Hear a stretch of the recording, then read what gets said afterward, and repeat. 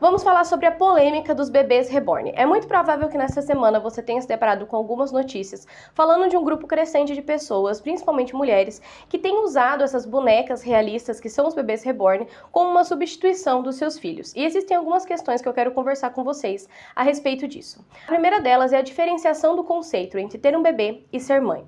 Isso não é muito falado, mas nós como mulheres nós temos que ser muito sinceras em relação à nossa vontade ligada à maternidade.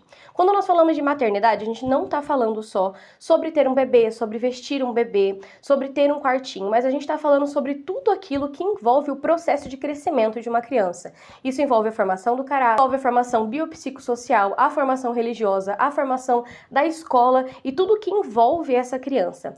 Diferente disso, existe a vontade de ter um bebê, tanto por uma aprovação social, tanto para salvar um casamento, ou para então se sentir mais feminina e se conectar com a sua feminilidade, que muitas vezes é perdida na nossa sociedade. Isso é um questionamento que deve ser feito para todas as mulheres. Eu quero ser mãe, porque eu entendo que a maternidade é algo que eu quero na minha vida e eu entendo que isso vai ser algo que vai ser para sempre. E eu serei responsável pela formação de um ser, ou eu quero apenas um bebê, porque isso é um símbolo que representa algo que para mim falta na minha vida.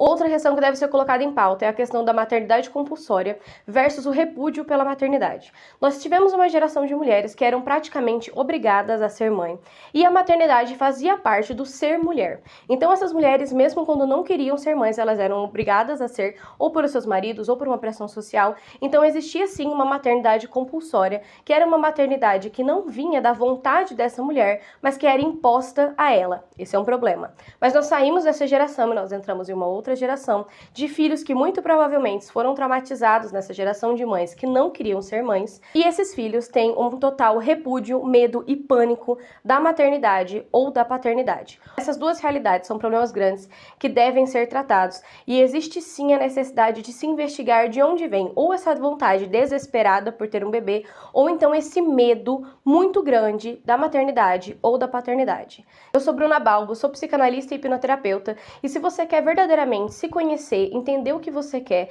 e sair dessa imposição social, tanto para um lado quanto para o outro, eu te convido a fazer análise. As sessões são realizadas de forma online, então você não precisa sair de casa, e o link está na descrição do meu perfil. Te espero lá.